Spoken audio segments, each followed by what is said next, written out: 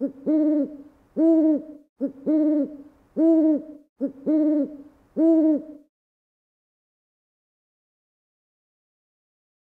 est invitée à choisir des signes de communion et sa maman lui dit on va prendre le texte d'un signet qui est dans mon propre missel et qui est le signet de communion, le souvenir pieux d'une dame qui a le même prénom, Hélène, et qui était dans sa classe, dit la maman. Et donc la petite fille ne comprend pas comment avoir une amie si importante qu'on ait gardé son souvenir pieux dans son lycée, qui avait le même prénom, c'est un peu magique pour cette petite fille, et que sa maman ne lui en a jamais parlé.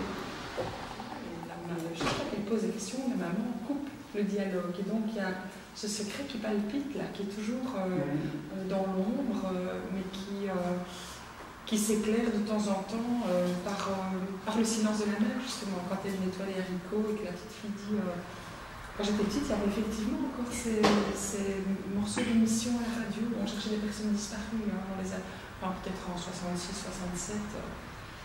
Et donc à cette occasion-là, la petite fille veut de nouveau relancer sa petite enquête sur ce mystère. Et à chaque fois, il se passe plusieurs choses dans le roman, à un moment donné. Elle fouille dans les affaires de ses parents et elle trouve des choses qu'elle ne comprend pas. Elle a des pièces du puzzle, c'est pas une France. Mais elle fouille dans les affaires de ses parents parce que ses parents l'enferment dans leur chambre pour faire ses devoirs. Oui, ça c'est évident. Et donc, quelque part, c'est comme s'il l'enfermait avec comme s'il voulait, oui. Alors, la deuxième chose que je voudrais dire, c'est que pour le lecteur, il n'y a pas de secret. Dès la quatrième de couverture, on sait ce qu'il en est. Ce n'est pas ça l'enjeu du roman. Évidemment, il y a toute cette quête. Mais vous, lecteur, vous savez, dès la quatrième de couverture, ce qu'il en est de ce secret. Et le retour, la quête de Lucie, le dévoilement progressif, la résistance de la mère, et puis c'est ça Donc, on comprend très bien le titre Outre-mer, puisque si on remonte vers Amont, au-delà de la mer, il n'y a rien. Pas de grands-parents, pas d'oncle et de tantes.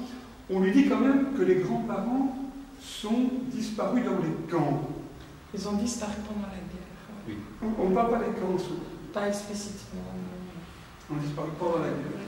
Ouais. Donc elle a transgressé dans le silence de la mer. Elle a transgressé cet interdit, évidemment. Et qu'est-ce qu'il y a derrière? C'est l'objet de sa quête. Et l'objet de sa découverte, évidemment, parce que nous savons tous qu'il y a des histoires derrière les secrets, qu'elles sont vraiment... c'est comme si Lucie avait pour mission se donner et recevait comme mission implicite de mettre des mots sur ce secret. Et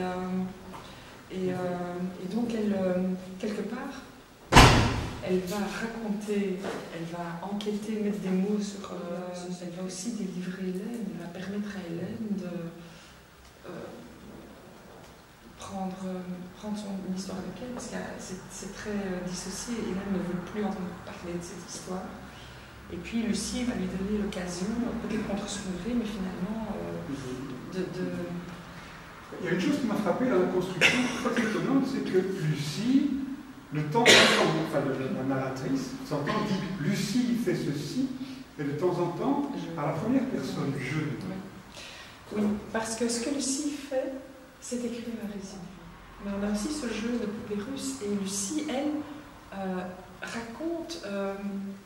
bon, il y a aussi des artifices de construction, parce qu'elle commence à raconter sa quête, et à la fin du roman, elle se met à l'écrire, alors qu'en fait, vous le lisez depuis le début. Et voilà, il y a cette espèce de truc un peu circulaire.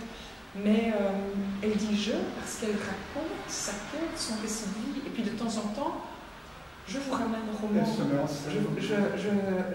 Moi, l'écrivaine, je vous ramène au niveau de la lecture.